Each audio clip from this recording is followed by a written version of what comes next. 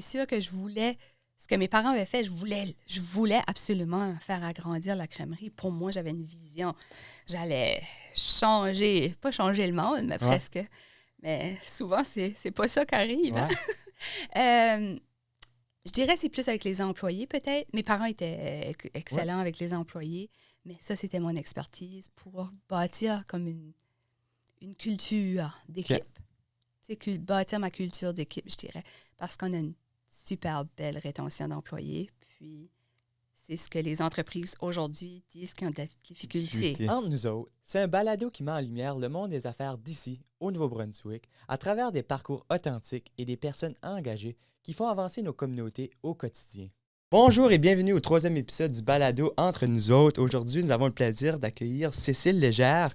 Cécile, bienvenue. Merci beaucoup. C'est vraiment, vraiment le fun d'être ici ce matin. Bien, on est vraiment content de t'avoir ici. Puis pour les personnes qui nous écoutent, comment peut-être, qui apprennent à te connaître aujourd'hui, comment tu te décris? Bien, moi, c'est Cécile Légère. Je viens de Dieppe, mais je suis originaire de Néguac. Néguac, wow! Wow. Une petite région rurale que c'est pas tellement gros, mais honnêtement, c'est beau. Oui. Je l'apprécie plus aujourd'hui. Beaucoup de pêche. Beaucoup de pêche. Il y a de la forêt, puis il y a l'eau. On a les deux. On est bien, là. Un peu de tout. Bien, Cécile, merci encore de ta présence aujourd'hui. Toi, tu es une personne assez polyvalente, je te le dirais directement. On a beaucoup de choses à aborder aujourd'hui. Je suis vraiment content de t'avoir comme invité. J'aimerais peut-être retourner un peu plus loin dans ton parcours. Oui. On retourne dans tes loin souvenirs. Je ne sais pas si tu vas t'en rappeler, mais c'est correct. D'abord et avant tout, tu es une infirmière de formation. Oui. Je ne me trompe pas. Tu te trompes pas. Qu'est-ce qui t'a apporté peut-être dans le domaine des sciences infirmières en début de carrière? Mais c'est ça, j'ai fait mon bac ici à l'Université de Moncton. Okay. J'aimais aider les gens. Okay. J'aimais beaucoup... Je m'ai toujours intéressée aux relations avec les gens. J'aimais aider, j'aimais apporter quelque chose à la communauté. Même avant de faire mon bac, j'étais impliquée à l'école beaucoup. J'étais présidente du conseil étudiant. J'ai été aussi celle qui organisait les activités sociales durant le midi à l'école. J'aimais beaucoup être impliquée. Ouais. Honnêtement, j'ai commencé en psychologie. OK. Alors, je pensais que c'est là que je voulais aider. Ça fait que je me suis dit, psycho, on ne connaît pas tout le temps. Qu'est-ce qu'on veut faire plus tard quand on finit la 12e année? J'ai fait 1 an et demi. Puis après ça, je suis changée en sciences infirmières. Puis, je te dirais que... Je vais dire ça, là, je ne l'ai jamais dit. Là. Non, vas-y. C'est entre nous autres, ce balado ici. On parle de tout et de rien, comme tu vas voir. Quand j'ai décidé de changer en sciences infirmières, mon père ne m'a pas parlé pour plusieurs journées parce qu'il ne pouvait pas croire que j'allais changer de bac puis j'allais devenir infirmière parce qu'il disait « Cécile, tu ne peux même pas changer une couche de bébé. » Parce que tout me... Dégueulait, là, ouais. OK. Oui, il a trouvé ça difficile que je change en nursing, mais il y a quelque chose qui m'interpellait dans la séance infirmière. Puis après ça n'a pas duré longtemps parce qu'il a compris que c'était ma place. Il ne doutait pas nécessairement de ton choix de carrière, mais juste justement la façon que tu agissais quand tu voyais peut-être des choses que tu verrais peut-être fréquemment en sciences infirmières. Exactement. Il dit comment tu vas faire pour te donner comme une injection, une piqûre. Ouais. Puis comment tu vas faire, tu avais de la misère. Mais sais-tu quoi? Même j'avais de la misère à changer une couche, là. Mais ma mère gardait les enfants quand j'étais jeune. C'est moi qui les changeais. Ça me donnait mal au cœur. Je les changeais pareil parce que je les aimais beaucoup. Fait que je me suis dit, quand les gens ont besoin d'aide, il n'y a plus rien là, qui dérange. Là. On va le faire. Puis le domaine des sciences infirmières, c'est assez large que tu ne vas pas nécessairement changer des couches à journée longue. Oui. C'est à quel moment peut-être que tu as eu un déclic et tu t'es dit, l'entrepreneuriat, c'est peut-être fait pour moi? C'était peut-être 1 an avant que je reprenne la crèmerie de mes parents qui voulaient se retirer. Je dirais que c'est comme 1 an avant où je me suis dit, sais-tu quoi? Je pouvais dire que j'étais bonne à gérer du personnel, puis gérer des situations. Puis je pense que ça, c'était une de mes forces. OK. Ouais, j'ai vraiment aimé cette partie-là. Là. Puis là, 1 année avant, justement, que tes parents veulent prendre la retraite, c'est la cause probablement de la reprise de l'entreprise de tes parents. Oui. Toi, comment ça s'est passé, cette reprise d'entreprise de tes parents? C'est toujours un défi de travailler avec la famille aussi. Ouais. c'est ça. À ce moment-là, j'étais vraiment infirmière, clinicienne, comme de recherche. À l'hôpital, j'avais retourné des 2 années, puis je faisais vraiment comme de la recherche clinique. Ça, j'ai beaucoup aimé ça. On est en cours. J'ai tellement appris à ce moment-là aussi, comme gérer des protocoles de recherche, puis des choses comme ça.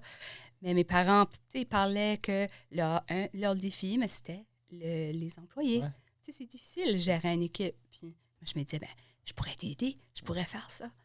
Et quand je n'ai parlé avec mon mari a tout le temps voulu avoir une entreprise. OK.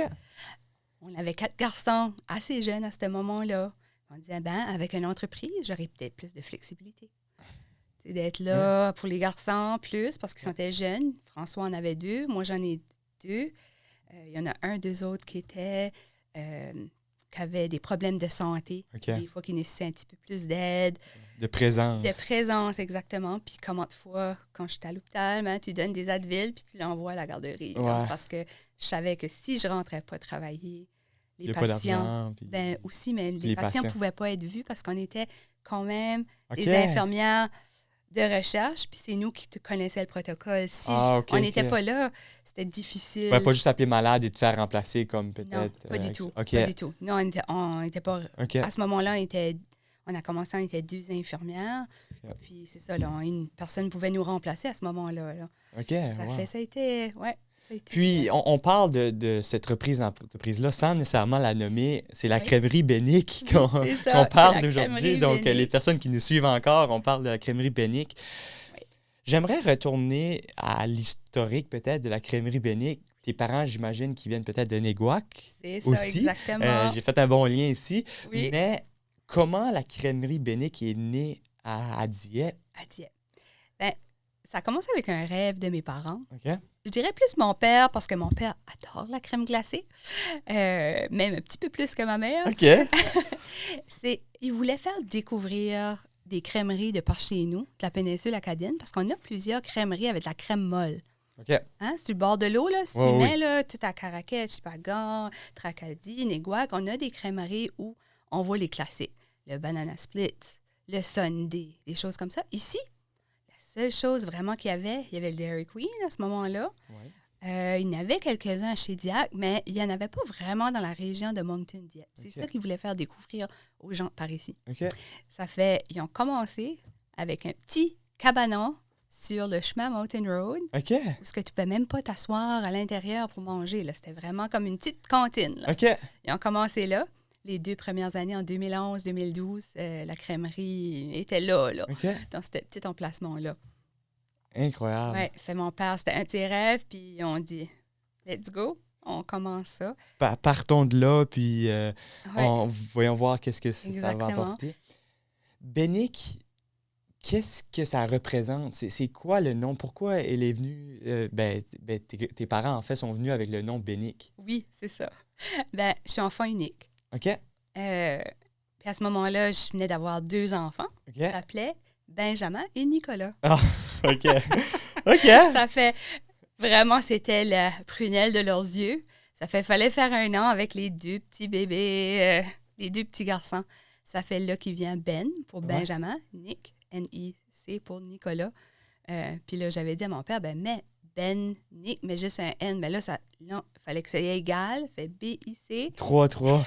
Oh my God. Mais ça se dit très bien, ça s'écrit bien aussi. Oui, donc c'est ça. Puis super. c'est anglais, français. Ça va bien. C'est là que ça a commencé. Puis là, Bénic, bien sûr, beaucoup de personnes connaissent Bénic comme une très bonne crèmerie qui a des bons dips au chocolat. Qu'est-ce qui est peut-être votre spécialité chez la crèmerie Bénic? C'est sûr que quand mes parents ont mis ça sur place en 2011, c'était la crème molle qui voulait ressortir. Puis, tu sais, c'est pas toujours évident en business. Mes parents non plus n'avaient pas de background en entrepreneuriat non plus, mais ils sont très, très bons à ce qu'ils ont fait. Parce qu'ils ont passionnés. Oui, puis ils ont réussi à mettre une entreprise sur pied avec pas de background en entrepreneuriat non plus. Puis mon père était vraiment bon aussi dans les finances, puis ces choses-là, ça fait. Puis je dirais que ma mère, en 2013, voulait absolument ajouter quelque chose de nouveau à la crèmerie Puis elle a cherché. Ils ont été visités à Montréal, Québec, pour de quoi? De nouveau pour nos clients. Puis c'est le chocolat belge qui est arrivé. OK. C'est là que ça arrivé. Puis je dirais que c'est ça vraiment qu'a mis Bénic sur la map. Ouais. C'est vraiment ça. Vous étiez un des premiers aussi à avoir le chocolat belge comme une option. Oui, puis le chocolat belge qu'on a vient vraiment de la Belgique aussi. OK. C'est les gens, des fois, ne réalisent pas ça, mais ça vient vraiment de là-bas. Même encore à ce jour. Oui, C'est toujours oui, de la Belgique. OK, oui, wow. c'est le chocolat de Léonidas, si les gens connaissent plus. OK. C'est une boutique de vraiment de petits chocolats qu'ils font en Belgique. C'est ce chocolat-là qui est utilisé. Puis il y a une entreprise à Québec. C'est elle qui utilise ce chocolat-là. OK. Parce qu'elle a l'entreprise de Léonidas là, OK. pour faire les saveurs et ces choses-là. C'est là qu'on... Donc, ça vient de Québec, justement. Oui, c'est ça. mais La Belgique, ça arrive à Québec, puis là, ça vient à Dieppe. Ben, c'est super, ça. Oui. Puis, justement, de ton côté, tu as repris quand exactement la crèmerie Bénic? C'est ça. Mes parents, en 2013, ont déménagé à Dieppe parce que mes parents voulaient avoir quelque chose que quand il pleut, les gens peuvent s'asseoir à l'intérieur. Puis aussi, on pouvait avoir une saison plus longue. On pouvait commencer. Habituellement, on commence le vendredi avant le congé du mois de mars. Ouais. Il fait encore froid. Ouais. Ça a été une des parties vraiment importantes. Puis, en 2017, on a commencé à parler de peut-être qu'un jour, on prendra la crèmerie. Les enfants voulaient absolument garder la crèmerie dans la famille. Oui. En 2018, je suis rentrée avec la crèmerie avec mon père. Puis en 2019, c'est ce temps-là qu'on a fait tout le transfert de la crèmerie comme telle. Puis, tu as pris les rênes. j'ai pris les rênes. Puis depuis ce mes moment-là. parents étaient censés se retirer, puis ils ne sont jamais retirés. Non? Ils sont encore Ils impliqués. sont encore impliqués. Quand c'est un projet passion, parfois, C'est ça. c'est difficile de se laisser aller. Oui, puis honnêtement, c'était ça le plus beau de l'entrepreneuriat parce que j'avais mes parents là pour m'aider, pour faire grandir la crèmerie aussi parce que, tu sais, je veux dire, ça, c'était une des plus belles expertises que n'importe qui peut pas avoir parce que quand tu tombes toute seule, où tu commences, puis tout ça, j'avais tout à mon père, j'ai appelé souvent, ils sont là, ils travaillaient dans la crèmerie encore. Aujourd'hui, par exemple, ils travaillent beaucoup moins, ils sont moins devant les clients, ils sont plus à l'arrière-plan. OK. Mais oui. Ils sont toujours présents. Ils sont toujours présents. Puis j'imagine que tu as repris Bénic avec probablement une vision complémentaire. Tu voulais ajouter un peu de saveur à ta propre saveur. Je ne veux pas pour faire un jeu de mots. Oui. Mais peut-être, qu'est-ce que toi, de ton côté, tu t'as apporté à Bénic qui serait différent? Qui serait différent? Bien, c'est sûr que je voulais... Ce que mes parents avaient fait, je voulais absolument faire agrandir la crèmerie. Pour moi, j'avais une vision. J'allais pas changer le monde, mais presque. Mais souvent, c'est pas ça qui arrive. Hein?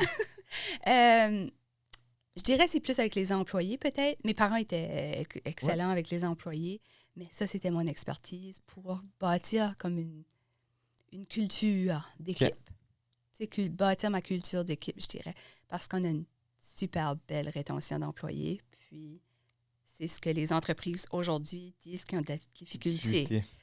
Moi, j'ai pas ces difficultés-là du tout.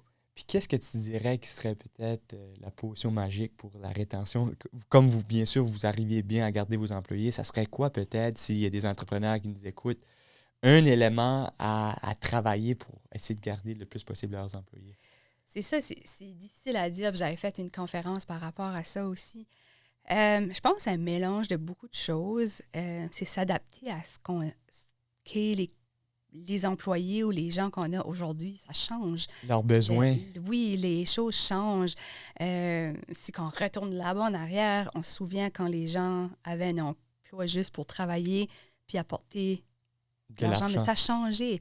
Ça a changé. Nos jeunes veulent une balance avec leur vie personnelle puis leur vie de travail, comme leur carrière. Puis je pense qu'il faut s'adapter à ça. C'est plus comme avant.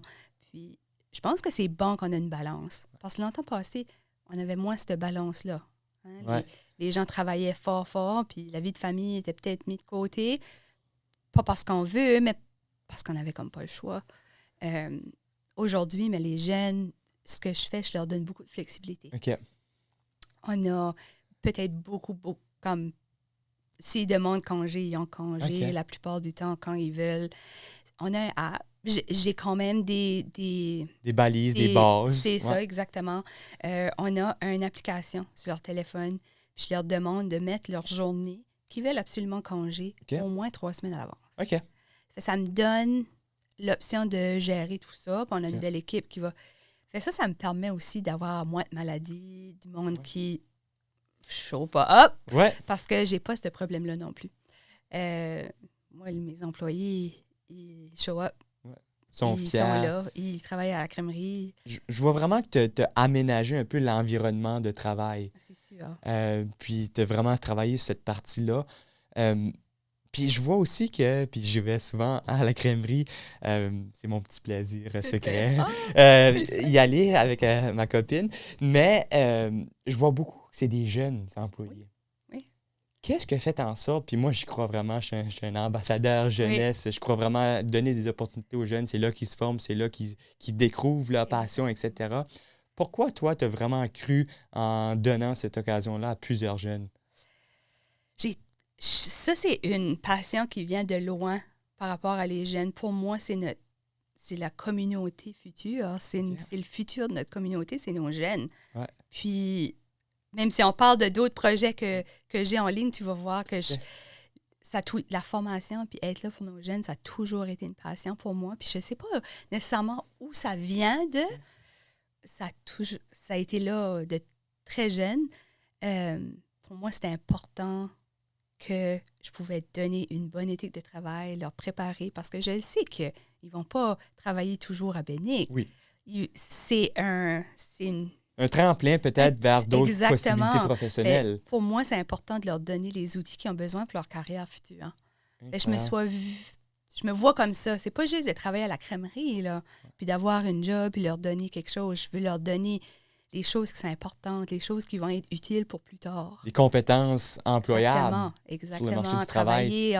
Travailler en équipe, même gérer des choses qui sont un petit peu difficiles. On a des politiques et procédures que j'ai développées, même on est une petite entreprise. Pour moi, c'était important parce que je voulais que mes employés voyaient ma transparence. C'est ça, je m'attends d'eux autres. Puis le reste, je leur laisse un petit peu de liberté. J'ai pas vraiment de gérante comme telle à la crèmerie. Il y a des places où il y a une gérante puis il y a un employé. Ouais. Moi, mes employés c'est une équipe. Je suis toujours là. Okay. Je suis toujours là, pas nécessairement physiquement, mais si on a besoin d'un appel. Il y a un appel, on en parle, je les rencontre souvent, un à un aussi, pour préparer leurs objectifs. Même si c'est une crèmerie, on prépare tous leurs objectifs, qu'est-ce qu'ils veulent faire plus tard, qu'est-ce qu'ils aimeraient apprendre plus à la crèmerie. Puis honnêtement, comme je pense que ça les valorise aussi. Je les trust, c'est mes yeux quand je suis pas là. Ça fait... C'est presque un programme de mentorat en plus d'être intégré dans le milieu professionnel. Oui, j'aime ça, voir ça comme ça. Ben, c'est quasiment ça, tu sais, te préparer à des objectifs professionnels, etc. Ça, qu'est-ce qu'on peut travailler. C'est vraiment super, puis je savais vraiment pas ça. J'apprends à connaître Bénic un peu en profondeur aujourd'hui, puis c'est vraiment agréable. Puis je pense qu'il y a d'autres entrepreneurs qui nous écoutent, qui aimeraient entendre justement ces conseils-là. On a parlé d'environnement chez Bénic. Je remarque une chose, quand je vais chez Bénic, c'est très coloré. L'atmosphère, on se dirait dans le sud. Hein? On va chercher une crème glacée l'été, mais on se dirait presque que dans le sud. C'était-tu important ou c'est juste quelque chose que ça a juste à donner, que c'était fait comme ça? Ou ça reflète-tu quelque chose, genre? Ben, les couleurs, tout ça, je peux pas prendre de crédit. Ça, c'est mes parents qui ont vraiment voulu faire quelque chose qui était coloré puis comme accueillant. Ça, c'est mes parents. Ça, on a regardé ça parce que ça, c'est une des choses qui vient justement. Souvent que on va là, c'est coloré, c'est le fun. Moi, j'ai juste ajouté les gens qui étaient le fun à mettre dedans. C'est les ça. Employés. Des employés contents aussi parce qu'il y en a de nos employés, justement, qui disent comme j'aime ça venir travailler ici parce que les couleurs et tout ça, ça met de bonne humeur. Mais juste ça, ça fait un impact. là. Ouais, moi, je suis vraiment une personne que l'environnement impacte. Oui. Puis justement, tu sais, quand je rentre dans des milieux, etc., juste l'environnement peut changer Ah complètement oui, mes émotions, puis comment je me sens, puis comment c'est ça. l'expérience est. Donc, c'est pour ça que je voulais t'en parler. Oui. Là, on continue un peu avec Bénic. Bénic a connu beaucoup de succès au fil des années. Bénic qui a aussi ouvert une crèmerie du côté de Moncton plus Nord Oui. il y a quelques années. Et cette crèmerie-là a fermé. Oui. Comment longtemps ça a duré, peut-être? On était là 2 ans. 2 ans. 2 ans, oui. Peux-tu me parler peut-être de ce côté-là? Pourquoi on décide d'ouvrir, d'aller à un plus grand projet, à revenir peut-être à l'essentiel? Absolument. Je vais être vraiment transparent avec Oui, toi aussi. c'est entre nous autres, puis Oui, je pense qu'il y a d'autres personnes qui aimeraient justement entendre ça. exactement. On a ouvert ça en 2019, quand j'ai pris la crèmerie, parce que j'étais pleine d'énergie, puis plein d'ambition, puis je me suis dit, il faut ouvrir un autre pour qu'on puisse avoir d'autres gens de la région Nord de Moncton. Exactement. Ça fait, pour moi, c'était un endroit plus central aussi, parce qu'on avait parlé de peut-être ouvrir à Riverview, d'ouvrir, il y en avait un moment donné chez Diac, mais là, c'était comme plus central. Fait, on avait plein d'ambitions, moi et mon mari, ouvrir ça, plein de rêves, plein de choses. Puis on pouvait encore offrir des emplois à d'autres jeunes de cette région-là aussi. Parce que si on parle d'aujourd'hui, à ce moment-là, c'était assez facile de trouver un emploi pour un jeune, mais aujourd'hui, c'est un peu plus difficile. Ouais. C'est un autre défi. Ouais. On a ouvert ça en 2019. Puis on a même décidé, on va en laisser une ouverte à l'année longue. OK. On a décidé de laisser Moncton ouvert à l'année longue. OK, On wow. pouvait ouvrir. Puis on a pris aussi une autre petite entreprise, dont l'entreprise de Bénic, qui s'appelait Léonidas, Oui. les chocolats, qui venaient de la Belgique directement. Pour moi, je voulais faire découvrir quelque chose qu'on pouvait offrir en cadeau. Ça on a ouvert ça. Puis on sait qu'en 2020, ça a été une période extrêmement difficile pour toutes les entreprises. C'est ça. On se préparait à ouvrir diète. Tu achètes tout le lait, tout le matériel que tu as besoin. Tu ouvres 2 semaines, puis là, il fallait fermer les 2 succursales, les 2 Bénic. Parce qu'on se le rappelle, Bénic ouvre en début mars. Exactement. Puis la pandémie, qui est la 2e semaine de mars 2020. C'est ça. Donc, 2 semaines d'opération. C'est ça. Et la suite. Oui. Puis, comme beaucoup d'entrepreneurs vont comprendre, mais peut-être des clients voient moins, dans une entreprise, c'est le cash flow qui est difficile. Il faut rentrer un peu, puis il faut... Mais imagine qu'on commence à zéro à Bénic, puis mon cash flow, là, je l'attends de l'avoir puis j'achète tout le matériel, puis on perd tout le matériel. Parce que c'est du manger. Oui. On n'a pas le choix, OK? Ouais. Puis là, tu mets des gens, pas d'emploi. Ouais. Puis là, tu te dis, c'était l'incertitude, hein, parce qu'on disait, il y a des choses il y a des restaurants qui peuvent rester ouverts. Ben, Bénic, peux-tu rester ouvert? C'est pas obligé de la crème glacée. OK. On a des gens qui ont été difficiles, qui appelaient, puis dire, ben, vous devrez fermer. Puis c'est pour cette raison-là qu'on n'a pas eu le choix de fermer. Parce que ça a été... Pression. Des pressions, oui, des clients ou des gens de la région où ils disaient, ben, il faut que vous fermez. Hein, ferme pour 1 mois. Okay. On a fermé pour 1 mois. Il ne faut pas oublier quand tu commences une entreprise comme Moncton, qui était ouvert presque 8 mois, on commence à avoir notre clientèle finalement, puis on ferme les portes pour 1 mois. Parce que c'était la réalité de tout le monde. Là. Il n'y avait plus rien qui bougeait. Là. Ouais. Ça fait là, on a fermé pour 1 mois. Ça fait là, on a réouvert. Si je te parle, je vais sur des tangentes un petit peu partout parce qu'il y a tellement de choses qui se passent à ce moment-là. Pourquoi on a fermé Moncton? Là, on a réouvert Moncton. Si je retourne de nouveau, puis je parle pas tout des défis de la COVID, là. On a ouvert de nouveau. On a refermé de nouveau parce qu'on a été de nouveau dans le rouge. On a ouvert de nouveau. Fait là, on avait nos clients, plus de clients. Puis moi... Puis le stock aussi, tu sais, dans tout ça. Oui. Puis moi, à ce moment-là, on avait 4 jeunes garçons. Mon mari voyageait beaucoup parce qu'il voyage pour le travail. 4 jeunes garçons. Puis c'était le moment où il y avait besoin plus parce que il y avait la garderie, les écoles, l'école à la maison. Puis là, je faisais moins ce que j'aimais de la crèmerie. OK. Parce que sautais d'une crèmerie à l'autre sans voir mes employés. OK. Fait que je voyais pas personne parce que j'allais faire l'inventaire à une place. Parce que moi, je fais tout, là. C'est moi qui fais les horaires, c'est moi qui fais les inventaires, je fais les congés. Justement, tu n'as pas de gestionnaire, donc c'est toi qui dois tout faire. C'est moi. Ouais. C'est ça. J'ai personne qui prend cette charge-là dessous. Ça fait, là, j'allais faire l'inventaire, je réglais un petit peu de choses là-bas. Là, j'allais faire à Dieppe. Là, je courais d'un bord à l'autre. Fait, je ne voyais pas beaucoup d'employés.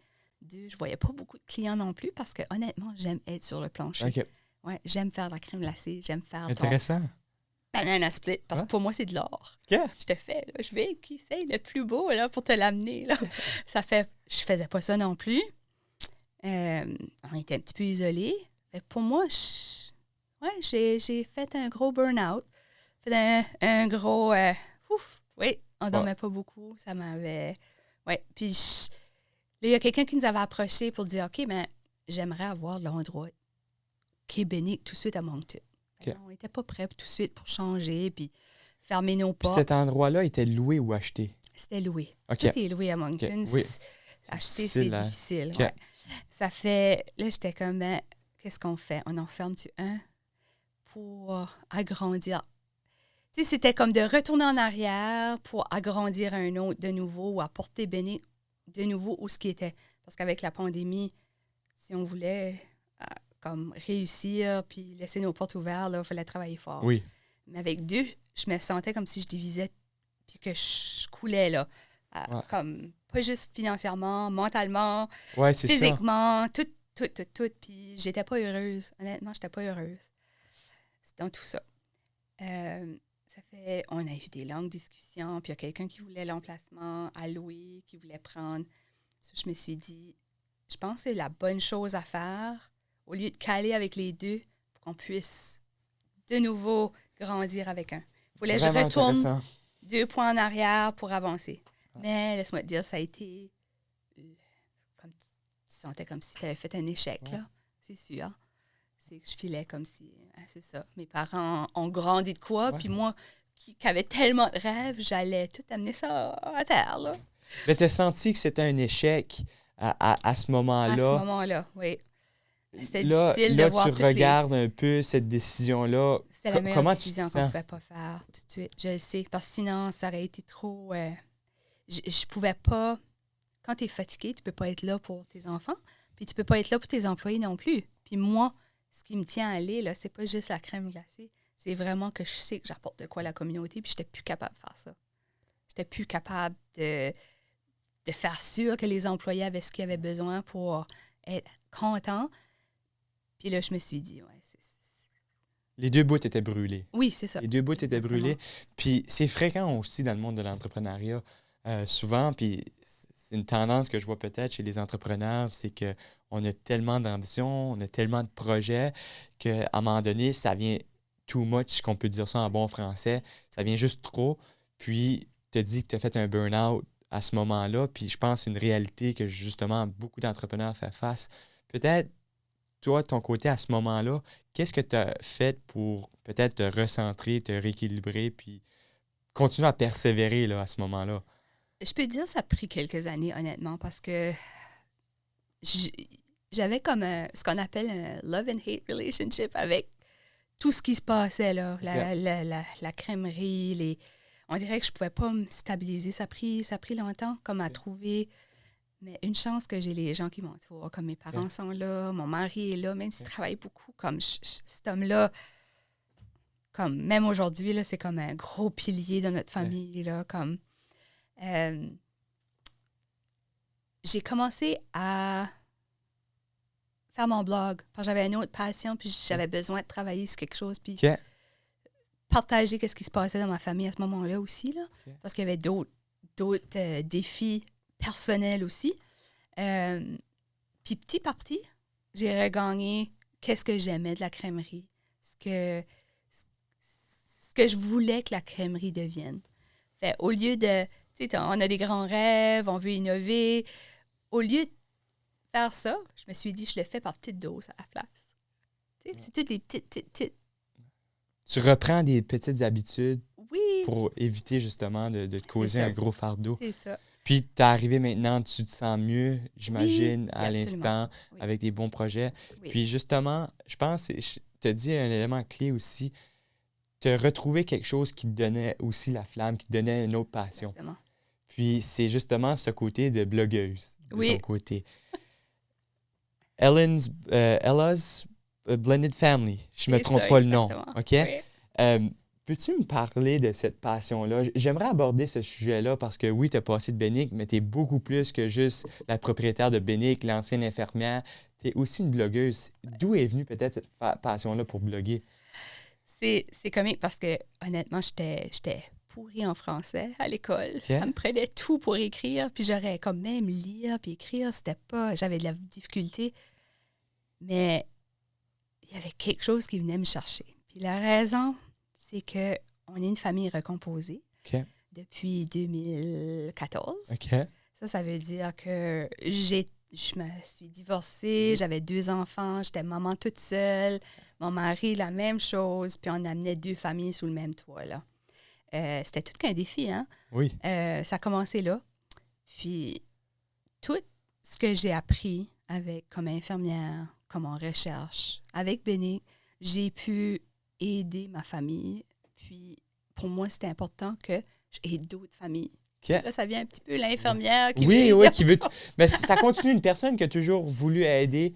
Ben, elle continue habituellement à vouloir aider. Puis je pense que c'est ce côté-là que tu as voulu aider d'autres familles C'est ça. Puis reconstituer. probablement à ce moment-là, avant, je me sentais comme si je n'aidais pas rien là, tout de suite avec la COVID. On était pris dans la pandémie. Puis je me sentais comme si je pouvais pas. J'avais pas de contrôle sur rien. Là. Tout le monde se sentait comme ça, là, un plus de contrôle. Ça fait de cette façon-là. Quand on a commencé notre famille, on avait beaucoup de défis. Les garçons, c'était toujours la chicane. Il y avait tellement de routines à remettre en place puis à réorganiser. Fait, j'ai fait beaucoup de recherches.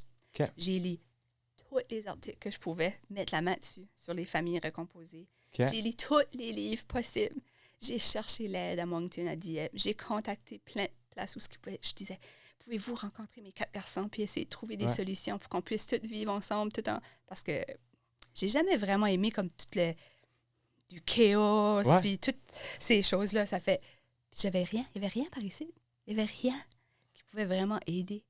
Ça fait... J'ai lu, puis j'ai mis des outils en place. J'ai mis des choses en place. Des choses qui marchaient, des choses, je disais, j'avais su ça avant, ça aurait marché. Oui. Fait, c'est là qui vient l'idée du blog. Fait, je me suis dit, les gens qui n'ont pas la chance de tout lire ça, ben moi, je vais mettre les outils en place. Fait, ça va être une place pour eux autres d'aller voir qu'est-ce qui a marché, pas marché dans notre famille. OK. Ils vont se reconnaître, puis je vais leur donner des petits outils à mesure. Le nom du blog, c'est le nom de ton chien. Oui, c'est ça. Pourquoi as-tu décidé d'appeler ça au nom de ton chien? Parce que c'est. Est-ce que ton animal arrivait à peut-être mettre ta famille ensemble? C'est exactement ça. C'était la colle de nos familles. OK. C'était la seule chose qui était nouveau pour tout le monde. C'était la seule chose, c'était notre chien, OK. qui était nouveau, puis qui était comme un endroit neutre pour tout le monde. Parce qu'elle arrivait, elle vient pas nécessairement de moi, Ouais. de François, des garçons, mais elle devenait spéciale pour tout le monde de la même façon. Là. OK. Pour moi, c'était comme la petite colle qui faisait que notre famille était toute collée. Puis j'y donnais comme sa perception, qu'est-ce qu'elle voyait. Fait, au début, j'écrivais comme ça. Oh, J'écrivais la vraiment? perception du chien, comment on voyait notre famille de ses yeux. C'est vraiment intéressant. Voir comment un animal a un impact justement sur Ouais. une famille. Oui, oui. Puis qu'est-ce qu'elle voyait comme la rivalité fraternelle, les chicanes, même si on n'avait pas beaucoup, mais il y avait souvent des choses qui n'étaient pas... juste comme un exemple, une routine à la maison. OK. Moi, je me levais tôt, on faisait à déjeuner avec mes 2 garçons, je faisais ça. François n'avait pas cette routine-là pour tout. Lui, les garçons, ils se faisaient à manger eux autres mêmes, puis ils se levaient un petit peu plus tard. Mais là, ça débalance tout, là. Ouais. Parce que nous autres, on est comme, OK, ben on mange-tu tout ensemble?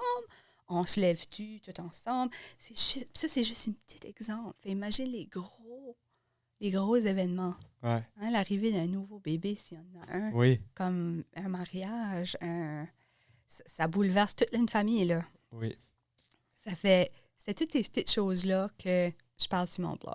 OK. Puis ce blog-là a pris aussi de l'ampleur parce que, tu sais, je regardais juste rapidement et tu parles de voyage. Tu parles beaucoup plus de juste des conseils aussi. Exactement, oui. Comme quand je parle de voyage, je parle comment s'adapter avec... Parce que, veux pas, des familles recomposées habituellement sont plus larges. Oui. On est 6. Comment on fait pour aller en voyage à 6? Les hôtels, 4 maximum. Ouais. Fait là, il fallait louer 2 chambres d'hôtel. Fait comment on pouvait faire pour que ce soit plus facile, plus pratique pour des grandes familles? Puis aussi avec toute la garde partagée. Comment tu fais ça? Comment tu t'adaptes? Je parle de ça, les voyages, des activités qu'on fait ensemble aussi. Je parle de tout. Même qu'est-ce que c'est de juste être maman. Ouais. Dirais-tu que ce blog-là t'a vraiment aidé dans ton parcours entrepreneurial? Oui, probablement pour m'aider à faire la balance entre la famille, famille, business, personnel. Ouais. Ça m'a aidé à faire une balance là-dessus, puis c'est ça que j'avais besoin. Parce que j'ai eu beaucoup. Ça, c'était mon plus gros défi quand j'ai pris l'entreprise de Bénéc. Tu n'avais pas nécessairement d'équilibre? Je pouvais pas. Je réussissais pas à faire un équilibre avec tout. Puis ça me mettait mal à l'aise, là. Comme c'était mon plus gros défi, là. OK. Puis qu'est-ce que tu as fait justement pour arriver à mieux avoir cet équilibre-là? Parce que j'imagine qu'il y a des entrepreneurs qui se reconnaissent dans le sens que j'en peux plus presque, je travaille toujours, je suis moins là pour ma famille. Qu'est-ce que toi, tu as fait de ton côté pour arriver à bien gérer cet équilibre? Je pense que ça a venu avec le temps. Mais t'aider à écrire sur papier, là, qu'est-ce que tes objectifs, qu'est-ce que tu veux, puis essayer de rester avec être authentique avec ça. Parce que toutes les autres actions que tu fais qui vont à l'encontre de ces objectifs-là que tu veux, ça donne rien. Ouais. Fait si ta famille est importante, tu veux réussir à passer plus de temps, mais il faut que tu travailles là-dessus. Au lieu de juste travailler sur n'importe quoi, si tu veux que l'entreprise marche, comme moi, c'est important que mes employés sont... J'ai comme certains objectifs, Ouais. puis j'essaye de faire toutes mes actions qui vont là. Puis les autres petites actions, comme peut-être qu'ils sont mis de côté, ou des fois, je me dis c'est juste comme presque comme de la réaction au lieu. Les objectifs, j'imagine, sont en lien avec cet équilibre-là. Donc, c'est ça. En répondant justement à tes objectifs-là, tu arrives justement à mieux gérer cet équilibre. Mais c'est encore difficile, je dirais. Comme maman, là, c'est encore difficile. Là, comme il y a certains moments où, comme là, je vais au gym, j'aimerais y aller 3-4 fois par semaine. Des fois, je réussis juste à aller une fois. Okay. Au moins, j'ai été une fois. Oui. Je trouve des fois, on se met beaucoup de pression comme...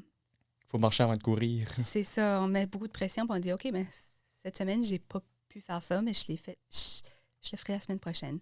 Comme... Je crois que j'ai enlevé la pression, puis je crois que les choses sont mises en place. C'est plus indulgente envers toi-même, hein? Oui, puis je crois que oui, exactement. C'est ça qui t'aide un peu. Je vois vraiment que tu étais vraiment passionné par justement l'aide, hein? Puis aider ces familles-là à naviguer toute cette désorganisation-là, cette adaptation-là. Je pense que c'est vraiment important. Puis merci aussi de ton authenticité aujourd'hui. Je pense que c'est vraiment important. Puis tant du côté des entrepreneurs que des familles reconstituées, je pense qu'il y a différentes personnes qui vont nous écouter puis qui vont se rejoindre dans un peu qu'est-ce que tu dis ici aujourd'hui. Là. Merci. Ça me fait plaisir. Ouais, merci. Puis là, si on revient peut-être à Bénéc, puis ton blog et tes projets, tu en as beaucoup, puis tout ça. Qu'est-ce qu'on peut te souhaiter dans les prochaines années? Qu'est-ce que toi, tu aimerais voir? C'est peut-être un de tes rêves si je m'avance un peu plus loin. Mais c'est sûr que là, on a mis sur place aussi un projet pilote avec l'École Amiro contre l'intimidation. Wow. Parce que je pense que les entrepreneurs de notre région peuvent jouer beaucoup sur l'histoire de nos jeunes, puis aider la communauté encore là. Ça fait à chaque fois que les enfants font une bonne action, ils ont l'opportunité d'avoir un bracelet. Puis ce bracelet-là, à la fin du mois, leur donne la chance de mettre leur nom pour une crème glacée à la crèmerie. Ça fait... On se concentre sur les comportements positifs de ces enfants-là. Ça fait, en donnant ça, les enfants sont vraiment contents, puis ils veulent continuer à faire des bonnes choses, des bons choix. Puis on se concentre moins sur les choses qui comme moins... qui est peut-être comme des comportements moins plaisants. Oui, ou ce qu'on souhaité, veut que ouais. ça- oui, c'est ça. On donne de l'attention sur quelque chose qu'on veut Ouais. plus voir. Je crois que ça va. Renforcement positif, là. Exactement. Puis Ouais. on le verra pas tout de suite, mais on va le voir dans 10 ans, là, qu'est-ce que la différence a fait. Puis ces enfants-là, dans la crèmerie, quand ils viennent, on a leurs photos. OK. Quand ils nous ont donné leur Oh, wow, c'est accord, vraiment c'est à personnalisé. chaque mois. Puis ils donnent ce qu'ils ont fait de bien, l'action qu'ils ont fait de bien. J'ai ouvert la porte à madame, puis comment ça les a fait sentir. OK. Et là, quand ils viennent chercher leur crème glacée, là, quand ils ont leur carte, ben là, ils aiment ça. Là, ils voient leurs photos, puis ça fait, on a 3 gagnants par mois. Puis je veux vraiment inviter les autres entrepreneurs à faire un peu la même chose. OK. Je pense que c'est important, puis de le mettre partout dans les écoles. Ce serait mon rêve, là, que toutes les écoles auraient un programme comme ça, puis que tous les entrepreneurs, ça n'a pas besoin de grand-chose, mais Non. juste avoir la photo d'un enfant, de dire « Hey, on cœur pour toi là, quand Ouais. tu fais des bonnes choses. » C'est là. significatif pour Oui, eux. Tu sais, oui, c'est c'est ça. beaucoup. Puis je pense que justement, les écoles cherchent justement ces partenaires communautaires-là. Je pense que c'est important d'avoir ces ponts-là entre la communauté Oui. puis le milieu entrepreneurial ou justement le monde, tu sais, le monde communautaire. Là. Donc, C'est ça, bravo exactement. pour Et ça, ce c'est geste-là. un Un de autre mes- projet. Un autre projet que j'aimerais voir Ouais. grandir dans la communauté avec d'autres entrepreneurs. Ça fait n'importe quel autre entrepreneur qui Un- veut me rejoindre Ouais. et dire « Hey, Cécile, on veut faire la même chose. Écrivez à vous Cécile, êtes ouais. bienvenue. Ouais. Ouais. Puis là, encore très impliqué dans la communauté, c'est ta façon de redonner à la communauté. Du côté de Bénic, ça va toujours, on s'attend toujours à une ouverture dans le mois de C'est ça. mars, On tout ouvre est le prévu. 27 février. Oh, 27 février Le cette année. vendredi avant le congé du mois de mars, je me suis déjà commencé à me préparer. OK. L'équipe est déjà toute excitée de commencer. Yeah. J'ai contacté tous les jeunes. On est chanceux, on a les jeunes qui reviennent OK. encore cette année. J'en ai qui ont commencé à 14 ans, puis ils ont 21, 22, OK. puis ils continuent avec nous. Ça fait déjà comme leur 7e année à Bénic. Beaucoup d'eux autres reviennent cette année. On aura probablement des nouveaux employés aussi cette année. Il y aura quelques emplois de disponibles. OK. Mais ouais, j'ai l'année hâte à dernière, ma c'était première, notre plus grande année de l'histoire de Bénic. Ah, vraiment? Oui, ça a été bien. On avait même une personne qui s'occupait du marketing. Ça a vraiment bien été aussi. C'était un projet étudiant OK. qu'on avait mis en place. Puis ça avait aidé d'être plus sur les réseaux sociaux, puis être impliqué, là. Là, tu nous as parlé de beaucoup de solutions aujourd'hui pour équilibrer justement cette vie professionnelle-là, personnelle. Pour toi, tu as utilisé aussi les ressources de Solutions Reprenariat. Comment peut-être que ça t'a aidé? C'est sûr que ça a été un endroit où ça a changé beaucoup, là, Solution Entrepreneuriat, parce que c'est le moment où je l'avais plus de besoin.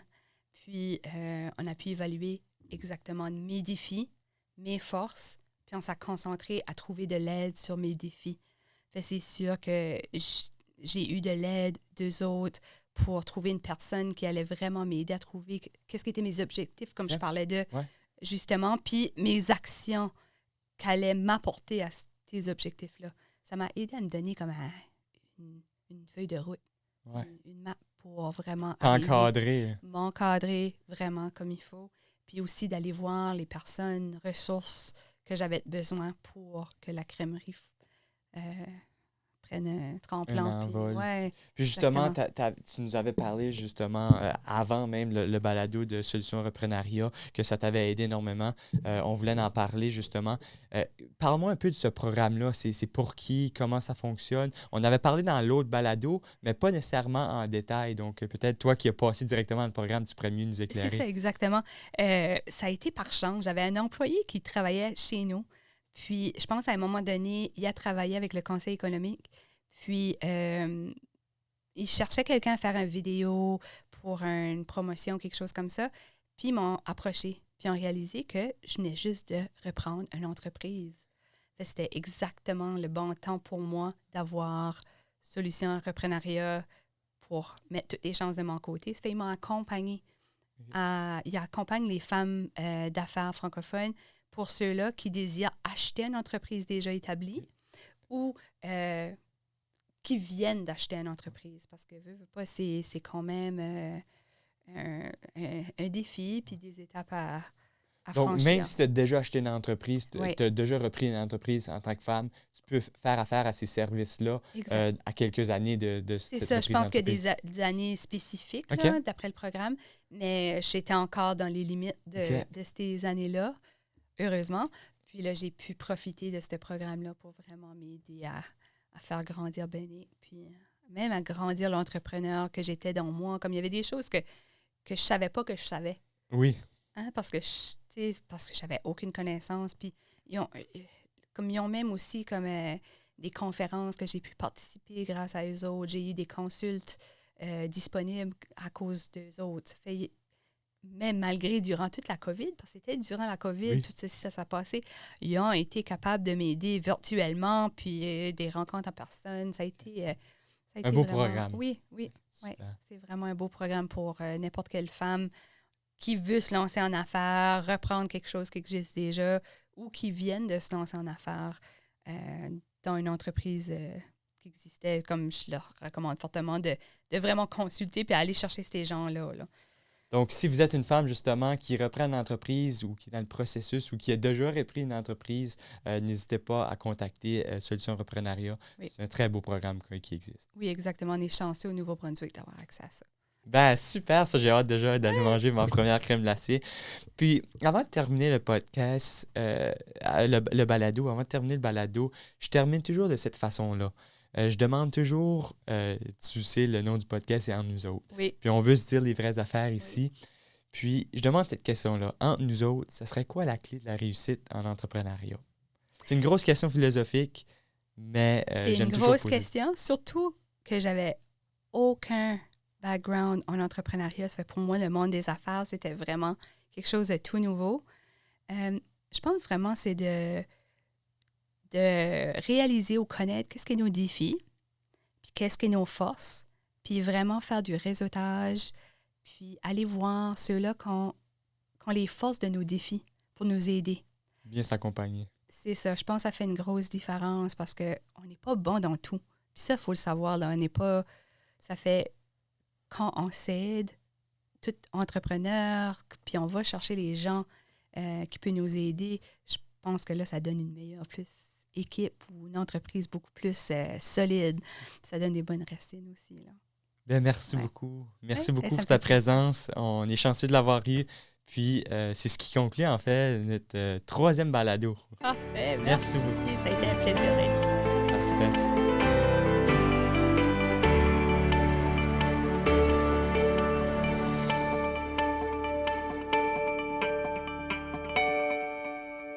Une production de Podcast NB.